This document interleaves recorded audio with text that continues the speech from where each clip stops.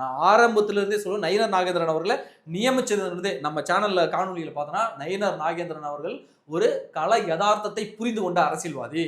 அண்ணாமலை மாதிரி எடுத்தங்கவுதுன்னு பிரஸ் மீட்ல பேசுறது, கூட்டணி கட்சி தலைவர்களை பற்றி பேசுறது, இணையதளத்துல அவர் கட்சியை வளர்த்தாருன்னா, ஆமா இணையதளத்துல கட்சியை வளர்த்தாரு, மீடியா அட்டென்ஷனை தன் பக்கம் கொண்டு வந்தார்.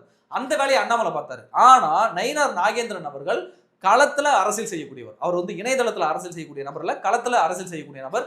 ஏன்னாக்க இதற்கு முன்னாடி அதிமுகவோ அவர் இருந்த கட்சிகளிலோ கள ஃபீல்டுல அவர் ஒர்க் பண்ணிட்டு வந்தவர். ஆனால் அண்ணாமலை அவர்கள் மீடியாவால் உருவாக்கப்பட்டவர். ஏன்னா அண்ணாமலை அவர்கள் ஐபிஎஸ் முடிச்சுட்டு வந்தோடனே ஒரு ஆட்டு பண்ணை வைக்கிறாரு. அவரை போய் பசுமை விகடன் வந்து ஒரு இன்டர்வியூ எடுக்குது. அந்த இன்டர்வியூ வாயிலாக மக்கள் மத்தியில் அவரை கொண்டு போறாங்க, அவரை வீடியோ எடுக்கிறாங்க, அதை கொண்டு போறாங்க. அப்போ மீடியா தான் அவரை கட்டமைச்சு கொண்டு வந்தது. ஆனால் நயினார் நாகேந்திரனை மீடியா கட்டமைச்சு கொண்டு வரல, அவர் களத்திலிருந்து வளர்ந்து வந்தவர். அவருக்கு கள யதார்த்தம் தெரியும். அப்போ இந்த அரசியலை சரியா புரிஞ்சுக்கிட்ட நயினார் நாகேந்திரன் இன்னைக்கு கரெக்டான ஸ்டேட்மெண்ட் கொடுத்துருக்காரு. விஜய் கூட்டணிக்கு வந்தா டிஎம்கே வாஷ் அவுட், அது எல்லாருக்குமே தெரியும். நமக்கு சுத்தமா ஜீரோ பண்ணிடலாம். இல்லனாலும் திமுக தோற்க தான் போகுது. ஒருவேளை விஜய் கூட்டணிக்கு வந்தா ஜீரோன்றது கன்ஃபார்ம். அப்ப இது நயினார் நாகேந்திரன் தெரியும். ஆனா நயினார் நாகேந்திரன் என்ன பேசுறாரு? விஜய் கூட்டணிக்கு வந்தா நல்லதுன்னு அவருக்கும் தெரியும். ஆனால் அவர் என்ன பேசுறாரு? விஜய் வந்தாலும் வரலனாலும் நாங்க ஜெயிப்போயா அப்படின்னு சொல்றாருல. அதுதான் தலைவருக்கான அழகு, அதுதான் லீடர் மெட்டீரியல்.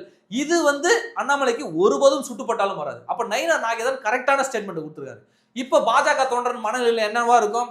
யோ அவன் வராம வரல, நமக்கு என்ன, நாம ஆல்ரெடி ஒரு 8% வந்து நம்ம நிரூபிச்சிட்டோம்.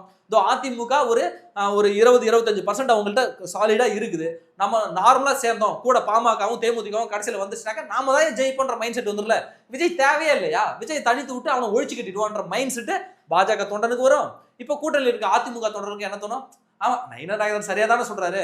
அவனை எதிர்பார்த்தா இத்தனை நாள் நம்ம ஜெயிச்சோம், விஜய் எதிர்பார்த்தா இத்தனை வருடம் நம்ம கட்சி நடத்தணும். இப்போ விஜய் மாதிரி தானே விஜயகாந்த் வந்தாரு, விஜயகாந்தே நம்ம அடிச்சு ஓரம் கட்டலையா என்ற மைண்ட் செட்டுக்கு தொண்டர்கள் வருவாங்க. அப்போ நயினார் நாகேந்திரனுடைய பார்வை மிகச்சரியான பார்வை.